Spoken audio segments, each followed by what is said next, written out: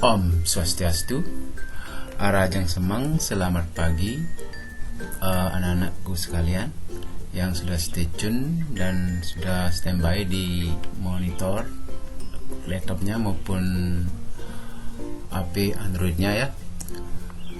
Nah, kita ketemu lagi dalam channel Sang Nyoman Bang Kusuma Jaya ya, tentunya tak asing lagi ya. Channel ini so pasti akan menyajikan materi-materi pelajaran khusus untuk kelas 6 SD ya. Namun kali ini video akan menyajikan tentang rangkuman materi dan prediksi soal pas penilaian akhir semester. Namun di sini kita awali dengan rangkuman materi tema 1 ya. Jadi di rangkuman tema 1 kita akan menjumpai tentang perkembangbiakan tumbuh-tumbuhan. Ini yang paling sering muncul ya. Jadi gambar ini perlu anak-anak pelajari tentang bagian-bagian bunga. Ada kepala sari, ada kepala putik, tangkai sari ya. Kemudian mahkota, bakal bunga, dasar bunga dan bakal biji ya. Nah, di sini pun ada namanya benang sari ya. Nah, ini kurang lebih sedikit. Nah, di sini juga namanya serbuk sari ya. Serbuk sari terdapat di kepala sari, merupakan alat perkembangbiakan jantan, sedangkan putik terdapat di bagian bawah tangkai putik, merupakan alat perkembangbiakan betina. Nah, di sini kita wajib mengetahui apa maksudnya dari mahkota bunga ya. Mahkota bunga adalah bagian bunga yang berfungsi memperindah bunga itu untuk menarik perhatian serangga agar membantu proses penyerbukan. Nah, proses di mana serbuk sari jatuh pada kepala putik sehingga terjadi pembuahan disebut dengan penyerbukan. Kemudian kelopak bunga, bagian bunga yang berada di bawah mahkota bunga yang berfungsi melindungi apa yang belum mekar. Kemudian bagian bunga, nah di sini ya, tangkai bunga yang merupakan bagian bunga yang berada di paling bawah, di bawah dasar bunga, yang berfungsi menahan bunga agar tidak jatuh atau terbawa angin. Nah, itu fungsi-fungsi dari mahkota bunga, kelopak bunga, dan tangkai bunga. Perkembangbiakan tumbuhan ada dua macam ya. Perkembangbiakan generatif, perkembangbiakan prosesnya melalui penyerbukan, sedangkan perkembangbiakan vegetatif, perkembangbiakan tanpa proses penyerbukan. Jadi tidak ada penyerbukan pada vegetatif. Nah, proses penyerbukan ini ya, serbuk sari akan jatuh di kepala putik dan kemudian menyatu dengan sel telur yang ada di putik. Penyatuan ini menghasilkan embrio atau bakal tumbuhan baru, embrio. Setelah proses ini, embrio akan menjadi buah. Dalam buah terdapat bakal biji yang kemudian menjadi biji buah. Biji buah merupakan cikal bakal tanaman baru, sedangkan daging buah merupakan makanan biji buah selama berkembang sampai nanti bisa memiliki akar untuk tumbuh sendiri. Nah, ini itu prosesnya ya. Jadi ini perlu kita pahami tentang proses dari penyerbukan. Perkembangbiakan generatif terbagi dua. Jadi ada perkembangbiakan generatif terbagi dua. Ada perkembangbiakan generatif dengan perantara atau tanpa perantara. Nah, ini perkembangbiakan generatif terbagi dua, yaitu perkembangbiakan dengan perantara terdiri dari zooidigami, hidrogami, dan anemogami. Nah, apa yang dimaksud dengan zooidigami? Penyerbukan dengan bantuan hewan. Zooidigami, penyerbukan dengan bantuan hewan. Ciri-cirinya adalah bunga berukuran besar, mahkota bunga berwarna cerah, menarik, serbuk sari lengket. Contohnya adalah jambu, biasanya dibantu oleh siput, mangga oleh kelelawar, jeruk oleh kupu-kupu, dan papaya oleh lebah. Nah, sedangkan hidrogami lah penyerbukan yang dibantu oleh air. Nah, biasanya tanaman ini yang tumbuh terendam di air, contohnya eceng gondok dan teratai. Anemogami ini penyerbukan dibantu oleh angin. Ane berarti angin ya, contohnya rumput, padi, dan jagung. Dan berdasarkan serbuk sari, jadi perkembangbiakan berdasarkan serbuk sari terdiri penyerbukan sendiri. Nah, ini tanpa perantara ya, penyerbukan sendiri, penyerbukan tetangga, dan penyerbukan silang, dan penyerbukan bastar. Penyerbukan sendiri, serbuk sari dan putik berasal dari satu bunga, contoh gandum, padi, kacang panjang, buncis, dan tembakau atau tomat ya. Nah, inilah tumbuh-tumbuhan yang bisa melakukan penyerbukan sendiri, yaitu gandum, padi, kacang panjang, buncis, tembakau, dan tomat. Nah, disebut dengan penyerbukan sendiri. Nah, apakah yang disebut penyerbukan tetangga? Nah, penyerbukan tetangga adalah serbuk sari jatuh di kepala putik bunga lain dalam pohon yang sama. Contoh bunga teleng atau bunga duri. Nah, ini dia termasuk penyerbukan tetangga dia. Artinya dalam satu pohon terjadi penyerbukan dua bunga dia, ya. Jadi kemudian ada penyerbukan silang. Apa itu maksud penyerbukan silang? Nah, serbuk sari jatuh di kepala putik pada bunga di pohon lain yang sama jenisnya. Contoh jagung. Nah, ini jagung ya. Kemudian kita lihat, nah, ada penyerbukan bastar. Apa saja maksud penyerbukan bastar? Serbuk sari jatuh di kepala putik bunga tumbuh lain yang sama jenisnya tapi beda varietasnya. Nah, yang tadi ada penyerbukan sendiri, ada penyerbukan tetangga, ada penyerbukan silang. Nah, penyerbukan silang ini serbuk sari jatuh di kepala putik pada bunga di pohon lain yang sama jenisnya. Nah, contoh jagung, antara satu pohon jagung dengan pohon jagung yang lain. Sedangkan penyerbukan bastar, nah, serbuk sari jatuh di kepala putik bunga tumbuhan lain yang sama jenisnya tapi beda varietasnya. Ya, kalau bastar dia satu jenis tapi varietasnya bedanya. Serbuk sari jambu biji warna merah jatuh di putik jambu biji warna putih. Nah, ini jadi ada perkawinan silang, ya, antara jambu biji warna merah dengan jambu biji warna putih, ya. Kemudian kita menginjak tentang perkembangbiakan vegetatif. Ada dua macam, ya. Jadi ada perkembangbiakan generatif, ada perkembangbiakan vegetatif. Nah, apa itu vegetatif? Yaitu perkembangbiakan vegetatif alami dan vegetatif buatan. Nah, jadi perkembangbiakan vegetatif ada dua macam. Ada perkembangbiakan vegetatif alami, ada perkembangbiakan vegetatif buatan. Apa saja termasuk perkembangbiakan vegetatif alami? Nah, ini terdiri dari, nah, ini contoh spora. Nah, spora pada tumbuhan paku dan lumut. Ini pakai spora dia. Spora. Kemudian ada tunas. Nah, ini contoh pisang dan bambu, ya. Mulai tunas dia, pisang dan bambu. Dengan akar tinggal atau rizoma, itu contohnya jahe, lengkuas, kunyit, temulawak, dan rumput. Kemudian ada umbi lapis. Ini vegetatif alami, ya. Nah, ini vegetatif alami, bawang putih, bawang merah, bawang daun, dan umbi lapis. Nah, ini. Kemudian ada umbi batang. Nah, contoh umbi batang itu kentang, ya. Kentang, ya. Kemudian ada umbi akar, singkong, wortel, dahlia, dan lobak. Ini perkembangbiakan vegetatif alami, yaitu umbi akar, singkong, wortel, dahlia, dan lobak.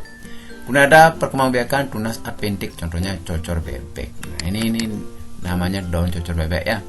Kalau di Bali namanya daun kayu urip, ya, daun kayu urip kalau di Pulau Bali, ya. Kemudian perkembangbiakan vegetatif buatan terdiri dari cangkok, contohnya, ya.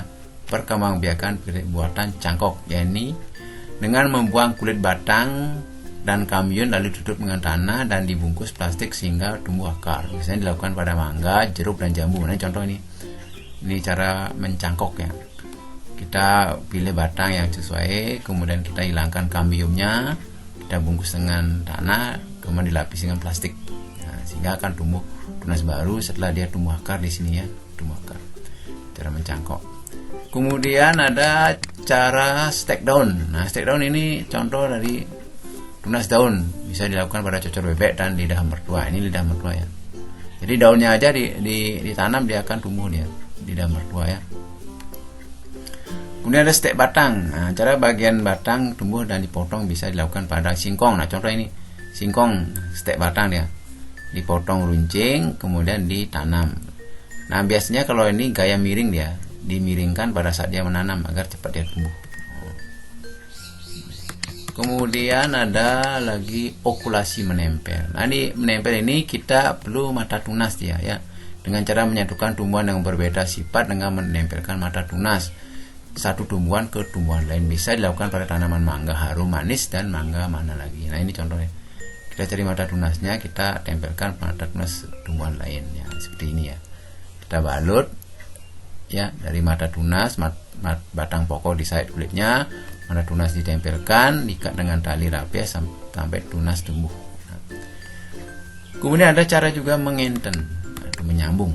Dengan cara menggabungkan batang bawah dengan batang atas dari tumbuhan yang sejenis, bisa dilakukan pada tomat berakar kuat dengan tomat berakar berasa manis sehingga tumbuh tomat berakar kuat yang memiliki buah manis. Nah, contoh nih. Ya, seperti ini ya penyambungannya ya. Proses enten atau menyambung. Kalau menempel pada tunas dia ya. Sedang ada gaya merunduk. Runduk dengan cara menimbun mengukur batang tanaman ke tanah, dilakukan pada stroberi, alamanda, anjelir, apel, selada, air, anggur, dan melati ya. Ini untuk membentuk tumbuhan baru dengan cara merundukkan batangnya, kemudian kita tutup dengan tanah ya. Di samping itu ada juga dengan cara kultur jaringan. Nah, ini kultur jaringan dengan cara menanam jaringan tumbuhan di tempat atau media khusus, bisa dilakukan pada tanaman lancang kuning. Nah, lancang kuning ya. Lancang kuning. Nah, di sini kan kita akan pelajari tentang perkembangbiakan hewan. Nah, perkembangbiakan hewan ada 3 macam. Secara generatif ada beranak, pipipar adalah hewan yang berkembangbiak dengan cara melahirkan. Nah, beranak atau pipipar itu contoh hewan mamalia atau hewan menyusui seperti gajah, harimau, lumba-lumba, badak, sapi, kerbau, kucing, dan paus. Ikan paus juga ya. Kemudian ada yang hewan bertelur, berkembangbiak dengan cara bertelur atau ovipar, adalah hewan yang berkembangbiak dengan cara bertelur. Contoh ayam, bebek, dan berbagai jenis burung, buaya, kura-kura, dan cicak.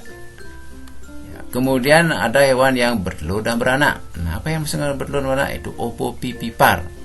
Adalah makhluk hidup yang berkembang dengan cara bertelur beranak, contoh hiu, ikan pari, ular boa, ular sanca, ular piton, dan manusia. Ya.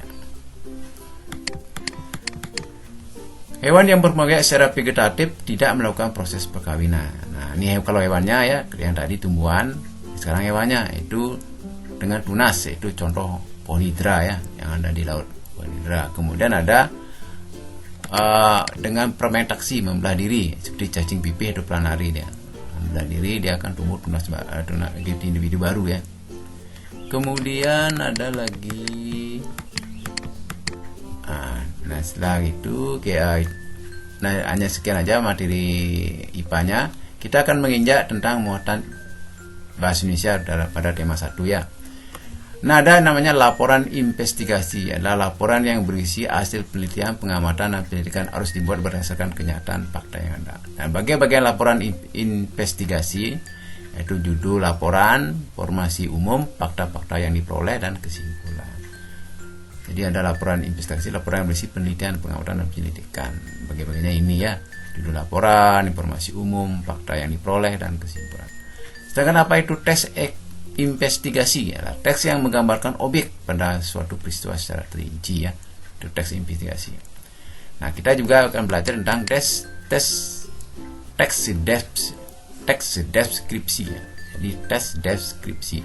Nah, teks yang menggambarkan sesuatu yang dapat dilihat dan dirasakan dan didengar ya. Penggambaran deskripsi. Persamaan teks investigasi dengan teks deskripsi sama-sama memberikan informasi, disampaikan secara berdasarkan kenyataan yang ada dan fakta. Nah, perbedaan teks investigasi dan teks deskripsi ya. Teks investigasi lebih membahas tentang penyelidikan, manfaat, arti, hal lain tentang suatu berdasarkan pengamatan, wawancara, beberapa sumber sekaligus untuk kemudian dapat disimpulkan, bersifat global dan menyeluruh. Sedangkan teks deskripsi lebih membahas tentang uraian bentuk, ciri-ciri, keadaan suatu berdasarkan pengamatan sang penulis, bersifat unik dan individual tergantung pengamat dan penulisnya. Nah, ini contoh ya. Nah, ini ya. Seorang petani jagung melalui pembiakan tanaman dengan menanam biji jagung. Setelah 3-4 hari bakal tanaman akan muncul di permukaan tanah. Tanaman jagung akan terus tumbuh menjadi besar 3 hingga 3,5 bulan. Buah jagung dapat dipanen oleh petani. Buah jagung yang berbentuk seperti tongkol padu mulanya berupa sekuntum bunga. Nah, bunga jagung memiliki helai-helai rambut halus pada bagian ujungnya. Pada helai rambut tersebut terdapat tepung sari akan terbang terbawa angin. Ketika angin bertiup, tepung sari yang terbawa angin sekaligus akan jatuh di kepala putih yang terletak di bagian bawah bunga pada pohon jagung yang lain. Ketika itulah terjadi pembuahan. Itu deskripsi ya. Ini contoh juga apotek ya, karena deskripsi. Siang itu aku sedang duduk santai di sofa empuk. Nah, ini silahkan dibaca. Wah, diperjelas lagi dikit ya. Perjelas lagi sedikit. Ini ya. Ini contoh deskripsi. Deskripsi tentang apotek. Siang itu aku sedang duduk santai di sofa empuk di dalam apotek. Apotek ya. Emakku yang baru saja dibuka, jadi emakku ya. Apotek ini adalah apotek impianku sejak aku kuliah di farmasi dulu. Sekarang aku memandang puas pada usahaku selama ini. Aku bisa mendirikan apotek di kota kelahiranku. Apotek ini cukup luas, beberapa rak besar tempat obat-obatan berjajar rapi dengan kemasan-kemasan obat warna-warni yang dikelompokkan farmakologinya dan disusun di alfabetis. Pandangan saya tertuju pada rak buku di pojok ruangan yang berisi buku-buku tebal.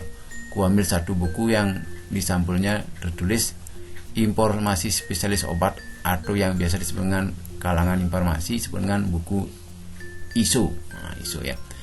Setelah aku mempandangi, aku tersenyum dan mengembalikannya ke tempat semula. Buku itu adalah buku pertama yang kubeli saat aku kuliah dulu. Aku memandang lagi sekarang secara keseluruhan apotekku. Sebuah televisi 14 inci dan sebuah komputer di meja kasir. Nah, ini ya. Jadi sebuah gambaran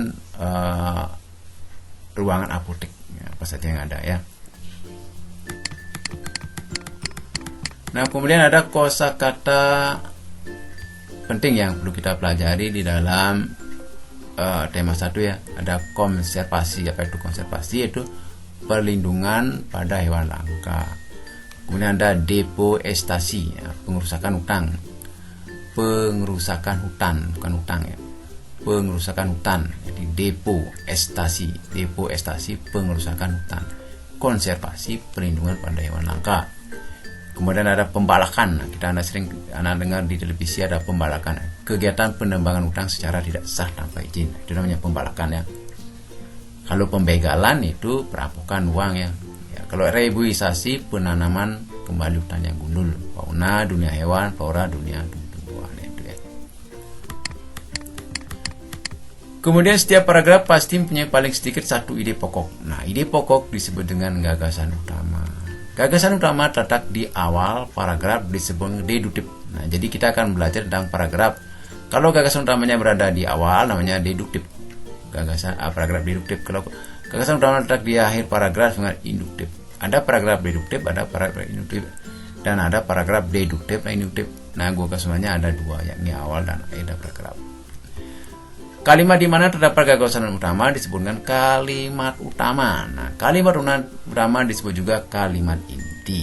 Nah, kalimat utama adalah kalimat yang di dalamnya terdapat gagasan utama. Sedangkan kalimat penjelas adalah kalimat yang digunakan untuk menjelaskan gagasan utama. Nah, itu ya. Nah, kita akan menginjak materi PPKN dalam tema 1. Nilai-nilai Pancasila yang harus diingat yaitu sila pertama, ketuhanan yang Maha Esa. Jadi kita mempelajari nilai-nilai Pancasila.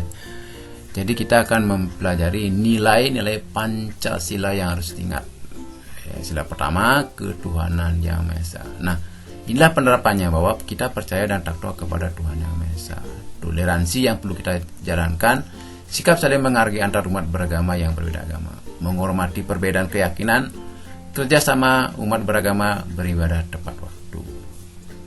Nah, sedangkan penerapan sila kedua dari Pancasila itu kita membantu fakir miskin dan korban bencana alam. Ini sifatnya kemanusiaan ya. Sikap tengah rasa dan tepu saliro. Jadi kita menghargai sesama manusia, sesama hewan dan sesama tumbuhan. Taat patuh pada orang tua dan bersopan santun. Nah, ini kita menghargai orang yang lebih tua, santun ya.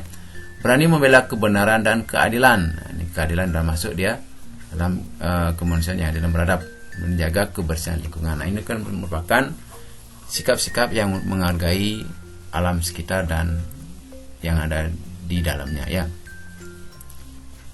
Kemudian pengawalan sikap ketiga, sila ketiga ya, pengambilan sila ketiga dari Pancasila itu Persatuan Indonesia itu ikut melaksanakan upacara bendera dan mengikuti kegiatan baris-baris. Nah, ini merupakan pengambilan sila ketiga. Mencintai produksi dalam negeri. Ya, kita berarti mencintai bangsa sendiri. Kemudian memiliki rasa nasionalisme, cinta tanah air, bahasa dan budaya, merupakan sikap penerapan sila ketiga ya. Menjaga persatuan dan kesatuan Republik Indonesia tentu saja ya, karena kita udah mengacu ke persatuan Indonesia, rela berkorban demi bangsa dan negara ya. Jadi Anda perlu ingat ya, lambang-lambang dari sila pertama itu apa? Itu bintang ya. Bintang, kemudian apa tuh? Sila kedua rantai, sila ketiga itu pohon beringin, dan sila keempat kerakyatan yang dipimpin oleh hikmat kebijaksanaan dalam permusyawaratan perwakilan. Nah, ini sila keempat, kerakyatan yang dipimpin oleh hikmat kebijaksanaan dalam permusyawaratan perwakilan. Bagaimana penerapannya? Jadi penerapannya sama ya, menghargai pendapat orang lain. Setiap kita berdiskusi, kita hargai pendapat orang lain dan jangan memojokkan. Ya, jadi kita menghargai dalam artian bukan kita menerima, kita menganalisa kembali. Kalau memang itu cocok kita pakai. Ya, jadi kita menghargai. Jangan kita istilahnya orang berpendapat kita langsung kita abaikan atau kita stop, itu kita menyalahi aturan ya. Tidak memaksakan kehendak kepada orang lain. Nah, di sini juga kita perlu ya. Apa pendapat kita tidak perlu kita paksakan pada orang lain. Kalau memang pendapat kita tidak cocok, kita harus menerima bahwa itu pendapat yang tidak sesuai dengan kesepakatan ya. Mengikuti pemilihan umum bagi yang sudah cukup umur. Nah, ini penting sekali ini.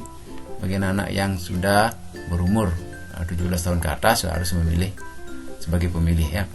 Kemudian mengutamakan kepentingan negara dan masyarakat di atas kepentingan pribadi ya, pasti ya. Kemudian penerapan dari sila kelima, keadilan sosial bagi seluruh Indonesia adalah mentaati tata tertib. Nah, ini pasti nih. Agar kita aman, sejahtera, itu kita mentaati tata tertib. Hidup hemat, ya tentu. Rajin menabung, bersikap adil terhadap sesama. Ya betul, menolong sesama manusia yang membutuhkan. Ini pertolongan sila kelima ya. Kemudian menghargai dan menghormati orang lain tanpa membedakan status. Nah, ini hampir sama dengan sila kelima, namun statusnya dalam arti kaya dan miskin ya. Bukan dalam arti kita apa di sana itu suku, agama dan ras ya. Kalau suku, agama dan ras itu mengacu ke penerapan nilai sila kedua, yaitu kita menghargai orang lain tanpa membedakan suku, agama dan rasnya ya. Kalau gini dalam arti beda status, kayak atau miskin. Kalau statusnya berarti menginjak ke ekonomi dah, kayak apa miskin ya. Kemudian nah, di dalam tema 1 juga kita akan menemukan muatan IPS. Nah, kita akan pelajari tentang materi IPS. Apa itu dataran rendah? Wilayah dengan ketinggian 0 sampai 200 meter di atas permukaan laut. Nah, ini namanya dataran rendah ya. Kemudian dataran tinggi, wilayah dengan ketinggian lebih dari 200 meter di atas permukaan laut. Nah, ciri-ciri dataran rendah dan tinggi serta penduduknya itu contohnya ya. Ciri dataran rendah itu memiliki ketinggian 0 sampai 200 meter di atas permukaan laut. Mata pencariannya pasti petani, pegawai kantoran dan peternak maupun jasa ya. Kalau dataran rendah pasti petani, pegawai, peternak, jasa. Memiliki udara yang cukup panas antara 23 derajat Celcius sampai 28 derajat Celcius. Biasanya dipakai untuk pemukiman industri, pertanian dan peternakan. Sedangkan dataran tinggi yaitu ketinggiannya lebih dari 200 meter di atas permukaan laut. Kesuburan tanah vulkanik berasal dari letusan gunung, udaranya lebih sejuk, pemandangan alam lebih indah. Ini petani dan jasa ya, jasa pengangkutan ya. Kemudian apa yang dimaksud dengan hewan endemik? Nah, hewan yang hanya ditemukan di daerah tertentu saja. Contoh hewan endemik Indonesia ada kukus. Binatang kukus itu ada di Pulau Sulawesi. Kukus hewan endemik yang ada di satu daerah tertentu. Ada gajah harimau Sumatera. Nah, gajah Sumatera dan harimau Sumatera ya. Kemudian ada orangutan di Kalimantan. Ada komodo di Nusa Tenggara. Ini hewan endemik dia. Hewan badak bercula satu di Banten ya. Kemudian burung cendrawasih di Papua. Nah, istilah-istilah penting dalam ilmu PS yaitu konservasi, perlindungan terhadap hewan langka, penangkaran, upaya memperbanyak perkembangbiakan hewan dan tumbuhan biasanya dilakukan pada hewan dan tumbuhan langka. Suaka marga satwa adalah suatu tempat di mana hewan langka dibudidayakan, dijaga dengan baik agar tidak punah. Nama-nama Soka Marga Satwa Indonesia adalah Waikambas Lampung melindungi gajah Sumatera Waikambas. Ujung Kulon Banten melindungi badak berjula 1. Pulau Komodo Flores NTT melindungi komodo. Danau Sentarum Kalimantan Barat melindungi orangutan, burung rangkon dan buaya muara. Sedangkan cagar budaya DS Muhammad Atta di Sumatera Barat melindungi tanaman Rafflesia anoli, bunga bangkai, harimau Sumatera, kijang, beruk dan ekor panjang. Di Kebun Raya Bogor melindungi tumbuhan langka dari berbagai daerah. Tanaman nasional Luru Lindu Sulawesi dilindungi. Oke, ini hewan anoa ya, ini khusus di Sulawesi. Peran manusia untuk melindungi lingkungan tidak melakukan tebang pilih. Jadi peran manusia untuk melindungi lingkungan yaitu tidak melakukan tebang pilih agar tidak terjadi tanah longsor. Tidak melakukan tebang pilih agar tidak menjadi longsor. Tidak melakukan ladang berpindah-pindah agar tidak terjadi banjir. Jadi tidak melakukan tebang pilih ya. Jadi pohon besar semua ditebang itu ya, nanti baru ditanamin akan longsor dan nanti. Tidak melakukan pembalakan liar, penebangan hutan liar, itu penebangan hutan liar ini. Ini banyak agar tidak terjadi perubahan iklim dan pemanasan global. Nah, ini banyak terjadi karena sekarang kita merasakan ada pemanasan global. Karena banyak terjadi pembalakan liar di beberapa hutan di Indonesia ya. Kemudian membuat undang-undang yang mengatur penebangan pohon dan perburuan hewan liar agar tidak terjadi kepunahan baik flora maupun fauna ya. Tidak melakukan pembakaran hutan agar tidak terjadi pencemaran udara, air dan tanah, juga mencegah kerusakan ekosistem darat dan laut ya. Kemudian di dalam PS juga kita akan pelajari tentang negara-negara anggota ASEAN beserta ibu kotanya. Nah, Indonesia ibu kotanya Jakarta, itu khusus dia mengekspor pupuk, tembaga, besi, minyak gas, kelapa sawit dan tembakau. Ini negara-negara anggota ASEAN ya. Yang pertama kita kenal negara kita sendiri Indonesia, ibu kotanya Jakarta, yaitu pengekspor pupuk ya. Pupuk urea, tembaga, besi, minyak gas, kelapa sawit dan tembakau. Sedangkan di Brunei ibu kotanya Bandar Sri Begawan, itu pengekspor minyak mentah, gas alam, produk minyak. Sedangkan Malaysia ibu kotanya Kuala Lumpur, pengekspor kelapa sawit dan biji timah. Sedangkan Singapura ibu kotanya Singapura, pengekspor mesin, alat transportasi, alat elektronik, bahan kimia dan olahan minyak. Sedangkan Thailand, Thailand ibu kotanya Bangkok, pengekspor beras, dijuluki negara gajah putih atau lumbung padi ASEAN. Ini seringkali keluar dalam ujian ya. Kemudian Filipina ibu kotanya Manila, pengekspor gula, kopi, kopra, kayu, nanas dan biji tembaga di Filipina. Sedangkan Vietnam ibu kotanya Hanoi, pengekspor tekstil, semen, pupuk, kaca, ban, emas, bambu, kina dan kayu manis di Vietnam. Sedangkan Kamboja ibu kotanya Phnom Penh, pengekspor beras dan karet. Kamboja ini pengekspor beras ya, karet. Sedangkan Laos ibu kotanya Vientiane, yaitu pengekspor jati, beras, kapas, timah dan besi. Myanmar ibu kotanya Naypyidaw, pengekspor kayu jati, beras, pupuk dan berbagai kerajinannya. Jadi Laos ibu kotanya Vientiane, pengekspor jati, beras, kapas, dan besi. Myanmar ibu kotanya Naypyidaw, pengekspor kayu jati, beras dan pupuk berbagai kerajinan ya. Kemudian jadi demikianlah rangkuman materi dari tema 1 ya. Dari tema 1 yang perlu kita pelajari untuk persiapan penilaian akhir semester ya. Penilaian akhir semester untuk keamanan kita ya. Jadi kita bisa menjawab materi-materi yang ada ya.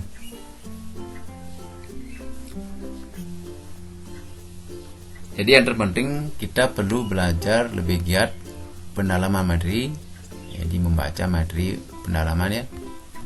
Jadi gunanya itu untuk menambah wawasan ya. Nah, kita akan memprediksi soal-soal yang akan keluar di dalam pas ini ya, penilaian akhir semester yang akan muncul ya tanggal 22 mungkin ya. Jadi yang pertama kita akan membahas tentang materi soal esai ya. Kita dapat soal esai 5 ya. Esai 5 ya. Nah, ini ada soal 5 ya. Jadi diperbesar sedikit ya. Terlalu besar ya.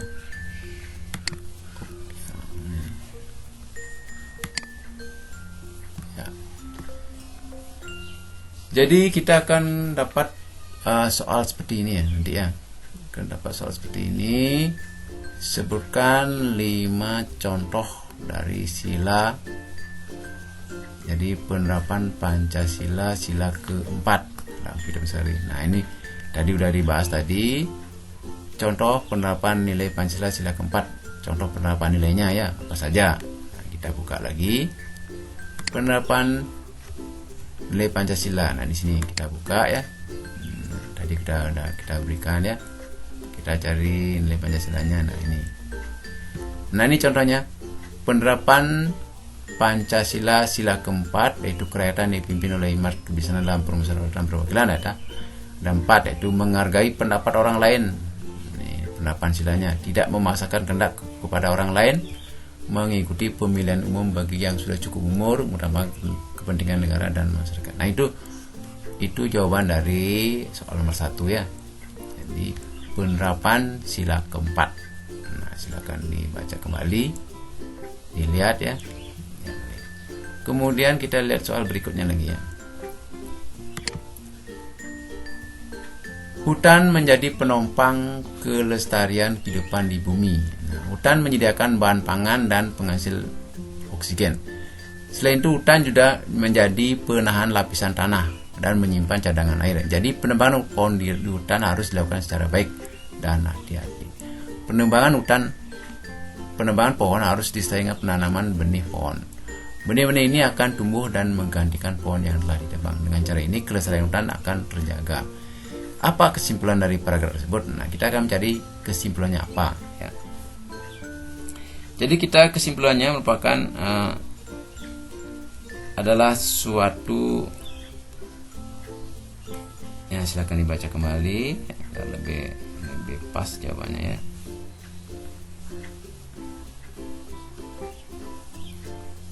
Jadi kesimpulannya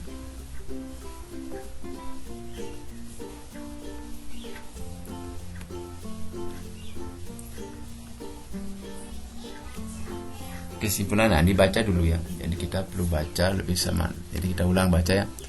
Hutan menjadi penopang kelestarian kehidupan di bumi. Jadi hutan menjadi penopang kelestarian kehidupan di bumi. Hutan menyediakan bahan pangan dan penghasil oksigen. Selain itu, hutan menjadi penahan lapisan tanah dan penyimpan cadangan air. Jadi, penebangan pohon di hutan harus dilakukan secara baik dan hati-hati. Penebangan pohon harus disertai dengan penanaman benih pohon. Benih-benih ini akan tumbuh dan menggantikan pohon yang telah ditebang. Dengan cara ini, kelestarian hutan akan terjaga. Jadi simpulan dari paragraf tersebut adalah hutan menjadi penopang kelestarian kehidupan di bumi sehingga kelestariannya harus dijaga. Nah, ini jadi kelestariannya harus dijaga ya. Kemudian soal berikutnya.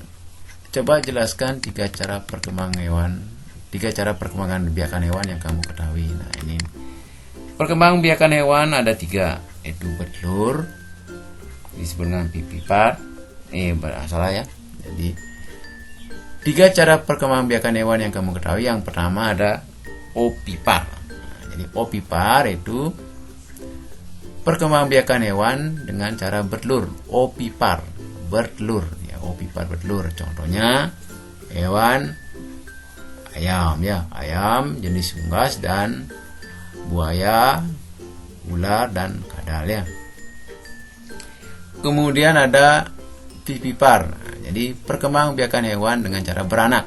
Ini beranak banyak sekali ya. Ada gajah, babi, kelinci dan lain sebagainya. Kemudian ada perkembangan biakan bertelur kemudian melahirkan, namanya opopipipar. Nah, ini seperti manusia ya. manusia juga ular ya, kadal juga termasuk ya. Nah, silakan dilihat lagi videonya. Nah, di sini ada lagi, kita lihat perkembangbiakan hewan ya. Nah, biar lebih jelas, karena materinya ada di sini dia.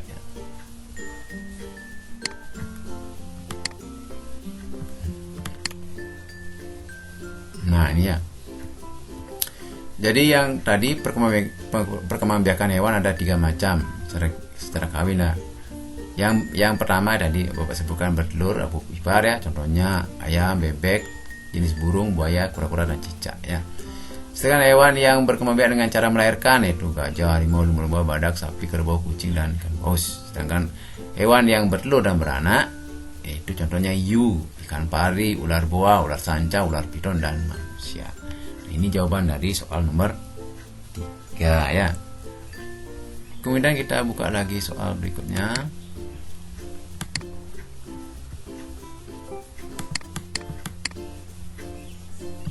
Tulis 5 tokoh pendiri ASEAN beserta negara asalnya. Nah, ini kan ini sering muncul ya, sering kita lakukan dengan tepuk ASEAN. Nah, jadi kita belajar tepuk tangan dengan materi-materi yang ada, yaitu kita belajar tepuk ASEAN. Jadi 5 tokoh pendiri ASEAN itu ada Malik, merupakan Menteri Luar Negeri Indonesia. Nah, kemudian Tun Abdul Razak, Wakil Perdana Menteri Malaysia. S. Rajaratnam, Menteri Luar Negeri Singapura. Narcisco Ramos, Menteri Luar Negeri Filipina. Tana Koman, Menteri Luar Negeri Thailand. Nah, jadi kita sudah pernah mempelajari tepuk ASEAN. Nah, ya. Jadi tepuk ASEAN keluar dalam ulangan ya. Jadi tepuk ASEAN. Tepuk ASEAN. Ada Malik Indonesia, Tun Abdul Razak Malaysia, S. Rajaratnam Singapura, Narcisco Ramos Filipina, Tana Koman Menteri Luar Negeri Thailand. Nah, ini ya contohnya ya. Kemudian soal kelima, apa perbedaan patung teknik membusir dengan teknik pahat? Jadi ada dua yang perlu dijawab, apa perbedaannya. Jadi kita jelaskan apa itu teknik patung membusir, yaitu teknik membuat patung dengan cara memijit, menambah. Teknik ini biasanya dipakai dengan bahan dasar tanah liat. Nah, teknik membuat patung dengan teknik memijat. Kalau membusir memijat ya, yang digunakan tanah liat, dastisin. Sedangkan teknik pahat yaitu teknik yang dilakukan dengan cara mengurangi atau menambah jika kekurangan ya. Seperti contoh patung kayu ya, akan dibentuk seperti ide sendiri ya. Artinya kita membentuk binatang seperti gajah banyak ya. Kita membuat patung gajah banyak. Nah, kalau taringnya kita susah, kita akan membuat tempatnya dulu, tempat taringnya. Nanti kita buatkan khusus taringnya, baru ditempel. Ini menambah dan mengurangi kalau teknik pakai teknik pahat ya. Jadi untuk lebih jelasnya Bapak berikan kuncinya ya. Kuncinya. Jadi bisa dilihat di video yang ada ya. Ya ada. Nanti kita jelaskan ke rangkuman materi ya. Ini prediksi ya. Jadi materi merupakan prediksi ya. Kemudian kita menginjak ke materi yang lainnya. Soal isian ya.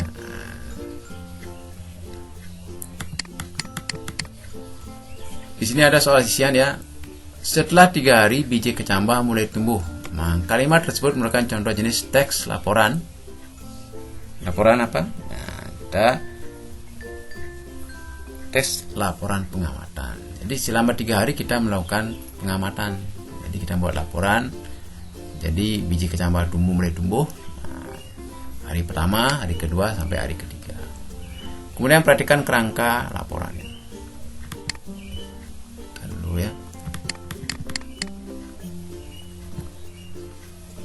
Di sini ada sebuah kerangka laporan yaitu judul pertumbuhan kecambah. Tujuannya mengamati pertumbuhan kecambah di hari keempat. titik-titik di rumah masing-masing. Waktu Selasa 27 Oktober 2020. Nah, unsur yang tepat untuk melengkapi bagian penurunan laporan hasil pengamatan tersebut adalah, jadi kita mengisi yang kosong ini, apa yang harus diisi katanya, ya. Kata apa yang cocok itu? Yang itu adalah kata tempat, lokasi. Nah, jadi ada judul. Kalau kita melakukan pengamatan, judulnya apa, tujuannya apa, tempat atau lokasinya di mana, waktu. Nah, itu perlu. Kalau dalam buat laporan pengamatan, kita perlu menyematkan atau menambahkan di sini ya. Apa itu judulnya, judul pengamatannya, tujuannya apa, tempat lokasinya, waktunya apa ya. Kemudian soal berikutnya. Meminta uang dalam jumlah besar bertentangan dengan sila ke. Nah, jadi kalau kita minta uang pada orang tua dengan jumlah besar, berarti kita akan berpoya-poya atau akan memboroskan uang ya. Jadi ini merupakan sila kelima ya. Jadi kita harus berhemat dengan uang. Kita harus hemat menggunakan uang seperlunya dan sisanya ditabung agar bisa dipergunakan di hari berikutnya ya. Kemudian soal keempat, coba perhatikan gambar. Nah, di sini ada gambar tim SAR sedang mengevakuasi atau membantu memindahkan seorang penduduk yang sedang mengalami kebanjiran di rumahnya ya. Nah, jadi kegiatan tersebut merupakan penerapan sila keberapa? Itu tentang penerapan sila kedua, itu kemanusiaan ya. Kemanusiaan. Kemudian soal kelima. Pembuahan pada hewan adalah peleburan ras sel telur dengan sperma. Nah, setelah terjadi pembuahan maka terbentuklah jadi pembuahan pada hewan terbentuklah sikot. Nah, sikot calon individu baru, sikot namanya ya. Kemudian coba perhatikan gambar lagi. Nah, ini gambar pohon bambu yang sedang tumbuh. Nah, pohon bambu yang sedang tumbuh. Jadi pertanyaannya, tumbuhan tersebut berkembang biak dengan cara apa? Jadi penumbuhan dari gambar tersebut. Nah, jadi yang namanya bambu berkembang biak dengan cara tunas ya. Nah, di sini kita coba perhatikan gambar lagi. Di sini ada sebuah lambang ya. Lambang tersebut merupakan ciri negara. Pernah lihat gambar ini? Nah, jadi lambang negara Thailand ya, lambang Thailand ya. Lambang negara Thailand ya. Kemudian soal ke-8, negara memiliki julukan Lock Land adalah ya, Lock Land itu tanah terkunci. Lock Land itu Vietnam ya. Bukan ya. Jadi kalau kita lihat negara yang memiliki julukan Lock Land adalah negara Laos. Laos artinya terkunci, dia di tengah-tengah ya. Jadi Laos itu, Lock Land itu negara Laos itu terkunci di tengah-tengah ya. Jadi di tengah-tengah beberapa negara ya. Jadi tidak memiliki laut dia. Kemudian 9, coba perhatikan gambar. Kelompok bahan berikut yang dapat digunakan membuat patung adalah membuat patung itu ya batu, kayu dan logam. Nah, jadi kelompok bahan yang dapat digunakan buat patung, kayu, logam dan batu. Nah, soal 10, perhatikan gambar. Itu ada sebuah cangkir yang sangat indah ya. Nah, jadi soal 10 itu perhatikan gambar. Bahan yang digunakan membuat karya seperti gambar tersebut adalah yaitu tanah liat. Itu tanah liat yang bisa diolah menjadi keramik, tanah keramik ya. Ya, jadi demikianlah sedikit informasi tentang prediksi soal penilaian akhir semester 1. Ya, semoga bermanfaat dan bisa dipelajari dan bisa menambah wawasan di dalam menjawab soal. Untuk itu saya tutup, ada Bapak tutup dengan Parama Sakti. Om Santi Santi Santi. Kita Kita kembali ke studio. Kita kembali ke studio.